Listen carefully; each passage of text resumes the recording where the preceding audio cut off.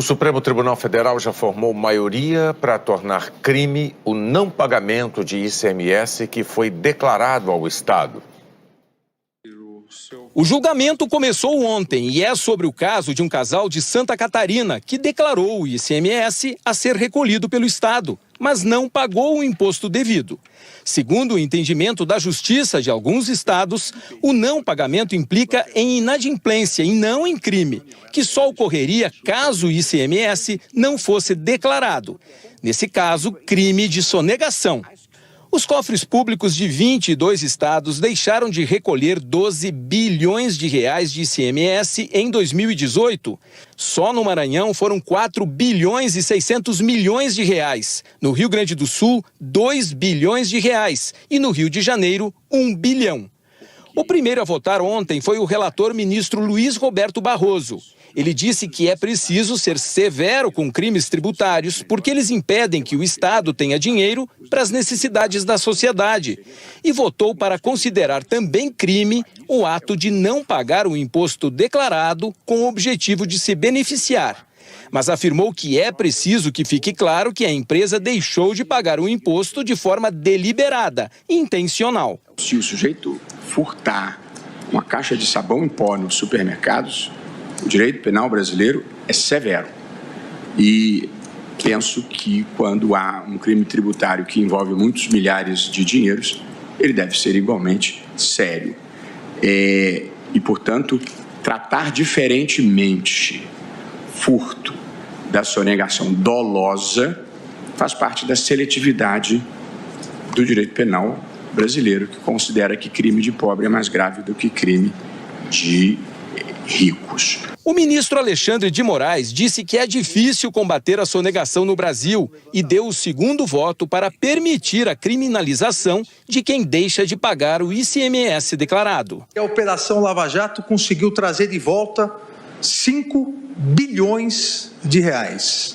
5 bilhões de reais. Em um único ano, 2017, 524,9 bilhões de reais foram sonegados. É um dinheiro que vai pelo ralo. Óbvio que se percebeu que muito mais fácil tentar escapar do crime de sonegação fiscal do que fraudar. Não, eu declaro, tentando mostrar minha boa-fé, eu declaro que recolhi, só que não pago. Isso não é um mero ilícito tributário, não é uma inadimplência.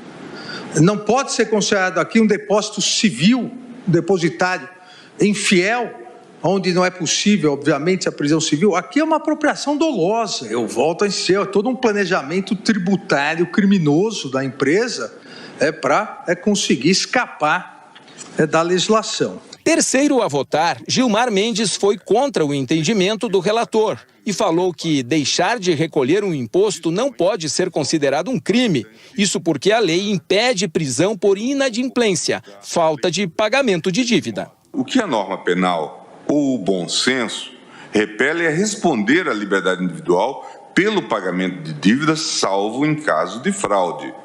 A liberdade individual poderá responder pela fraude e não pela dívida em si. Essa é a questão. A intervenção criminal só se justifica na medida em que houver alguma forma de fraude por parte do agente, já que a fraude, não a dívida, é o objeto da norma penal. Hoje, quando o julgamento foi retomado, o ministro Luiz Fux deu o terceiro voto para que seja considerado crime o ato de declarar imposto e depois deixar de pagar. A denúncia deve narrar circunstanciadamente a efetiva cobrança ou desconto do tributo do preço final ao consumidor ou a redução do preço para finalidade ilícita, excluída, isso que eu acho importante, do âmbito de incidência do tipo penal, a criminalização da mera inadimplência isolada do contribuinte. E aí, nessa inadimplência isolada do contribuinte, o ministro Luiz Roberto Barroso, relator do feito,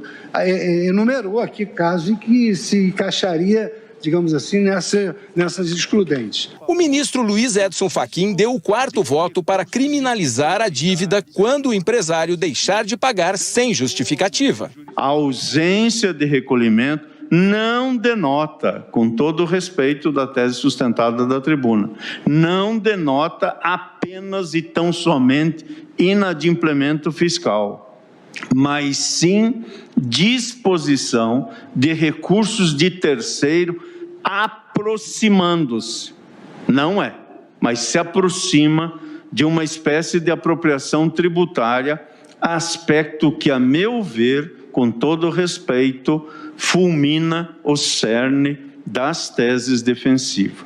A ministra Rosa Weber deu o 5º voto para enquadrar em crime. Ela afirmou que não há constrangimento ilegal na punição se houver constatação de que o contribuinte se omitiu da obrigação de recolher os valores. Logo, a cobrança do ICMS do consumidor final e a posterior omissão de recolhimento dos valores cobrados aos cofres públicos pelo sujeito passivo da obrigação tributária implica efetivamente, no meu modo de entender, a apropriação de valores de terceiros, acoplando à conduta do agente um especial desvalor que legitima a tipificação penal do crime. O voto da ministra Carmen Lúcia fechou maioria para permitir a criminalização de quem declara ICMS, mas deixa de pagar os valores aos cofres públicos. O valor, portanto, correspondente ao ICMS há de ser recolhido ao fisco estadual como obrigação insuperável que, no caso dos autos, não foi cumprido. Ricardo Lewandowski deu o 2º voto contra a criminalização e seguiu o entendimento de Gilmar Mendes. O ministro disse que o Estado tem instrumentos para cobrar os valores devidos sem a necessidade de processar por crime o contribuinte. 38,1 bilhões mais de execuções fiscais, mais 2,8 bilhões de execuções previdenciárias, mostra a pujança do judiciário e mostra realmente que a Fazenda Pública está plenamente aparelhada para combater a sonegação fiscal e a inadimplência no Brasil. O ministro Marco Aurélio Mello deu o 3º voto contra punir quem não declarar o imposto. Para ele, não pode haver crime se não há lei que o defina. Para chegar à criminalização, que passo é esse? Para mim é um passo demasiadamente largo. E vem-nos da Constituição Federal uma regra básica que está repetida no Código Penal. Não há crime sem lei anterior ao fato que o defina, nem pena sem prévia cominação legal. Com o placar já definido, o presidente do Supremo, ministro Dias Toffoli, pediu vista e disse que vai trazer o caso de volta para completar o julgamento na semana que vem. Falta o voto dele e o do ministro Celso de Mello. Embora seja específico e não tenha a chamada repercussão geral, a decisão da Suprema Corte servirá como base para processos semelhantes nas instâncias inferiores.